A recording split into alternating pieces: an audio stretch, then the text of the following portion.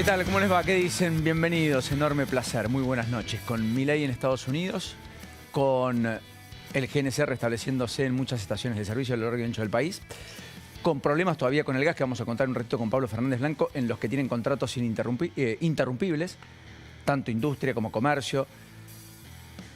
En el contexto, además, de un día políticamente de alto voltaje, porque aparecieron los dictámenes de ley bases, de pacto fiscal, porque además hubo recambios en el gabinete una vez más, en medio de la polémica sobre los alimentos.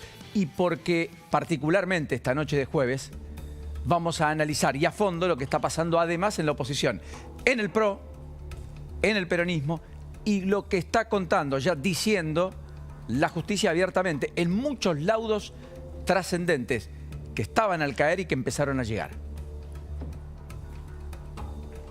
Pero antes que nada, bienvenidos. Buenas noches.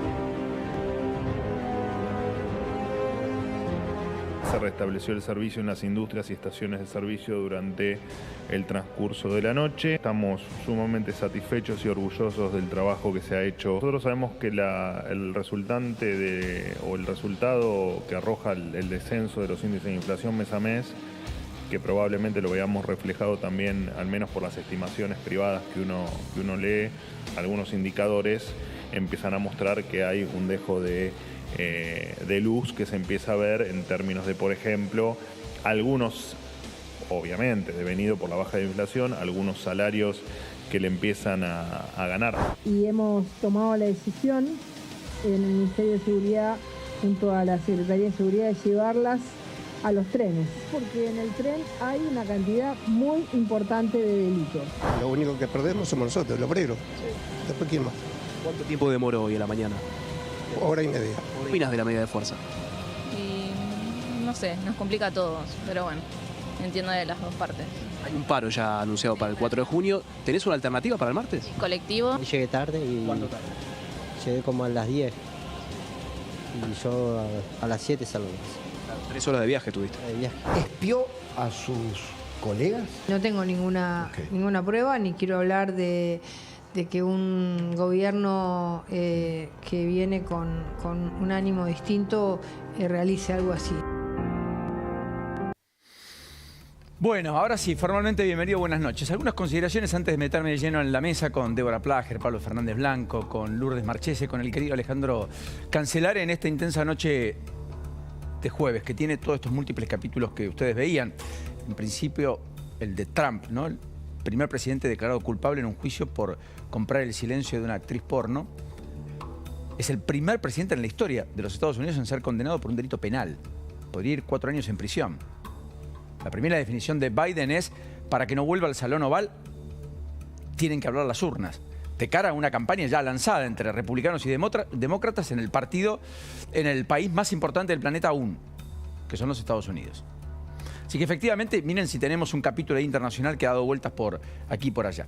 Ahora, más allá de eso, primera lectura de Petovelo. En un ratito profundizamos con Débora y con el querido Alejandro, pero ha habido un nuevo movimiento en una cartera que tiene mucha estructura, que ha cobijado debajo de sí, en capital humano, muchos otrora ministerios, trabajo, educación, y que es un verdadero tembladeral. De hecho, con esta dimisión, la de Pablo de la Torre, definitivamente han sido 15 las renuncias desde que Petovelo es ministra.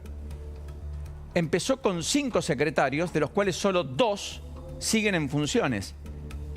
El de Cultura y Torrendel, el de Educación.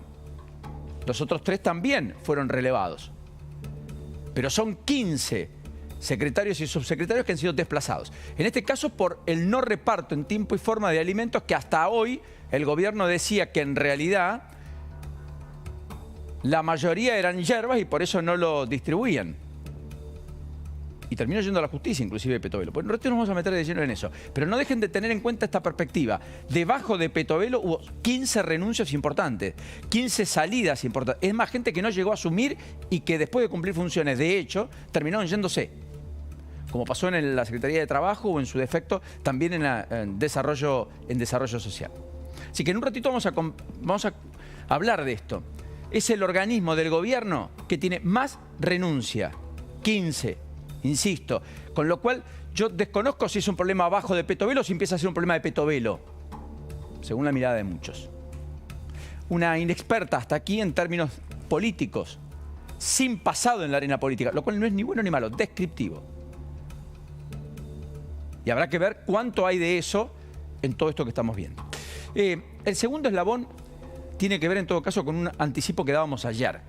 Contábamos aquí a las 11 de la noche que había habido una nueva balacera en una estación de servicio en Rosario con una nueva carta de amedrentamiento y que implicaba a una figura del fútbol internacional. Bueno, finalmente fue confirmado todo en el día de hoy. Ayer tuvimos el anticipo. Esta es la imagen que dio vueltas durante todo el día, que incluso tuvo repercusión internacional porque el apuntado es Ángel Di María, a quien amedrentan de que si vuelve a Rosario va a sufrir un atentado. ¿Para qué? Para jugar en Central y despedirse en el club que lo viene a hacer futbolísticamente hablando. Fue la segunda amenaza a Di María en los últimos 6 meses. Te estamos esperando, Di María, los rosarinos, después de una balacera, cuya imagen se viralizó en el día de hoy por las cámaras de seguridad con una moto donde había personas que desde arriba de la moto producen la balacera, que abandonan la moto a pocas cuadras del lugar. O sea, un típico ataque casi tradicional de los que Rosario vivencia. Fíjense los playeros cómo se corren. Recuerden que hemos tenido episodios trágicos con asesinatos por encargo.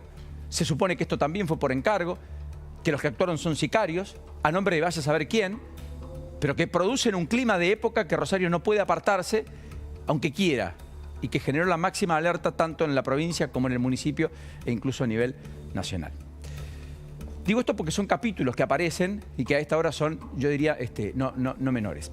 Y después hay un dato de la estructura del gobierno de Milei que no es menor respecto a lo que está pasando en áreas descentralizadas. Correo Argentino, por caso, donde han cerrado muchas oficinas, donde efectivamente el gobierno dice que no negocia otras cosas, pero no que el correo sea privatizado o concesionado. Y efectivamente en ese contexto está depurando la plantilla para que alguien tenga apetito y entre a comprarlo, pague por ello, en un negocio que es arcaico pero que tiene multiplicidad de posibilidades para la reconversión de cara a futuro y que ya de hecho aplica parte de esa reconversión. Y tiene que ver con los empleados públicos. Se hizo mucho desde el gobierno diciendo, bueno, hay que sacar mucho empleo público porque tiene que ser un gasto muy eficiente y porque lo que el privado puede hacer no lo puede hacer el Estado. Y en ese contexto dijo, vamos a revisar muchas contrataciones. En algún momento se habló de 70.000, de manera altisonante, etc. Ustedes recordarán. Bueno, salió el dato por parte del INDEC. Salvador Vitelli lo refleja muy bien. Efectivamente, en abril hubo poco más de 7.000 desplazos del sector público, de trabajadores, de empleados públicos. Y efectivamente son poco más de 20.000 en la administración pública nacional los que han sido desplazados en el transcurso de los últimos meses. 341.473 a 322.000. Y básicamente los desplazos fueron de la administración pública nacional, que pasó de 231.000 a 215.000. Pero también hubo 10.000 casi en administración centralizada. Administración descentralizada, 6.000. 6.000. Prácticamente igual en la administración desconcentrada y otros entes prácticamente sin variación. Digo esto porque efectivamente ahí está pasando, no la motosierra, uno podría decir el bisturí, pero se ha desplazado a 20.000 empleos públicos, en medio de fusiones, sinergias, cosas que están ocurriendo. Nadine Argañarás, mientras tanto, recordaba la evolución de lo que ha sido en la Argentina el empleo público y el empleo privado, una matriz que debería ser modificada de cara al futuro, es decir, menos empleo público, mucho más empleo privado, de más calidad, inclusive, se dice habitualmente. Lo que no quiere decir que el empleo público todo sea de mala calidad, ni mucho menos. Ni que eventualmente sea todo prescindente, ni que uno pueda, aplicando motosierra, desplazar a muchos de golpe sin resentir atención en el sector público.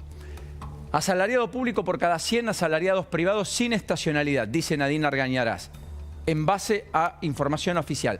Punto de partida, 12 años. Enero 2012 había 42 empleados públicos por cada 100 asalariados en el sector privado. ¿Cuántos hoy? 54,9, es decir, 55. Había 4 de cada 10, hoy son 6 de cada 10. Esa inversión prácticamente, esa estadística prácticamente se invirtió. Bueno, esto es probablemente el final del camino, lo que Argentina va a tener que cambiar. Que esto vuelva a ser más parecido a esto. Para eso hay que dinamizar el sector privado, tiene que haber más inversión, tanto local como internacional, tiene que haber empleos más sustentables, sostenibles, y tiene que haber un ámbito propicio para, en términos legislativos y en términos de lo que el Estado implica como peso para el sector privado, en particular en términos fiscales. La tarea es gigantesca, titánica. Ojalá se pueda abordar. Bienvenidos a todos, muy, pero muy buenas noches. ¿Cómo les va?